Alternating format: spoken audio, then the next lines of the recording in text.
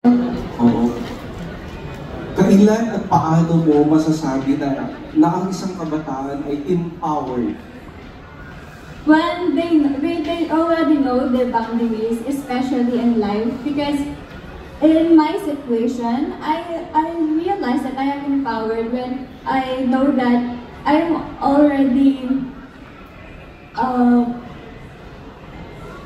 knowledgeable enough to realize the happenings in our environment.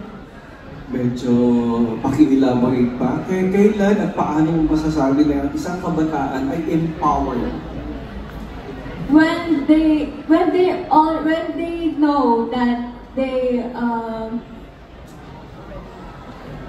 when they get to understand the things that's happening in our environment, especially in my situation, because I'm an empowered person, doesn't need any. What made you say that? Because I know that I'm an empowered woman, and because being an empowered woman means believing in yourself, so that other people can believe you too. Sige nga, bigyan mo nga ako ng sample. By inspiring other people and by knowing what you're doing, especially because being an empowered person isn't simple, because it takes more courage and confidence. Okay, when did you start, again, dun sa mga naunang tanong ko, when did you start advocating youth empowerment, about youth empowerment?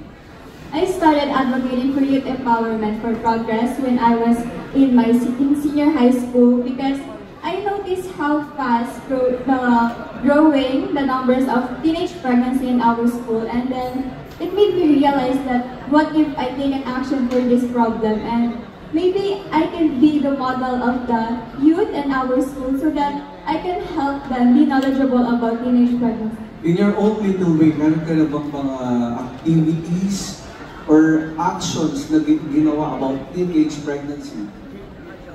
Yes, because I am a member of CYP in Life Church, and I'm teaching the kids there, the youth especially, to be knowledgeable about the teenage pregnancy and other environment situation or problem. No, have you attended trainings on peer group about teenage pregnancy matters? I haven't done yet. But are you aware that Puerto Princesa and Palawan is #1, no, sa pinakamataas na kaso ng teenage pregnancy sa buong Mimaropa? Yes, that's why I'm advocating for this, for my adults. Can you show us proof that you are advocating for that also? Do you have Facebook page na magpapakita na meron ka talagang ginawa? Again, para lang doon sa mga sinabi ko kanina, may mga advocacy na nabuo lang dahil gustong sumali ng pageant, and gusto nating baguhin yun. No? Magandang platform itong pageantry para sa mga advokasya.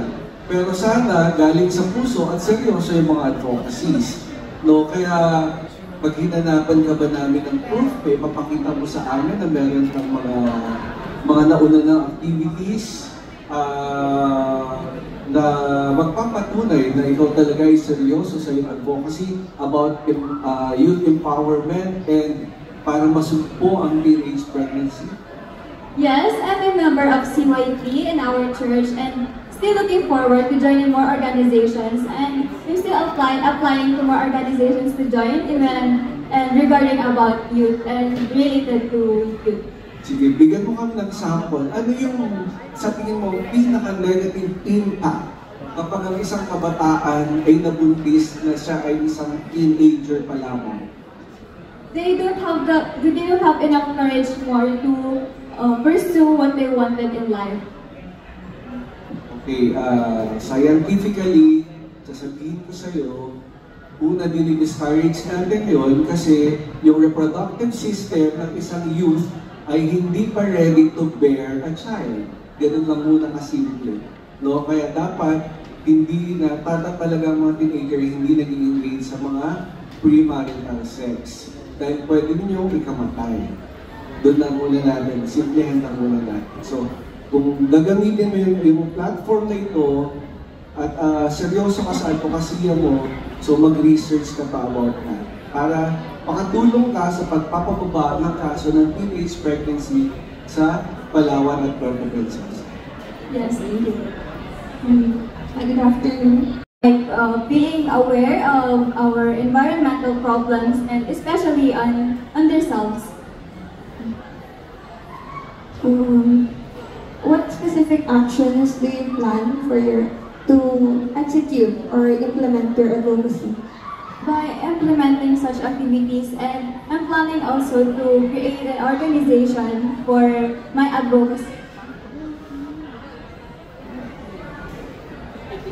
Hello. A while ago you said that you are an empowered woman that inspired people, right? Let's align it to Miss Subarao 2025. How can you say that a Miss Subarao candidate is inspirational in social media?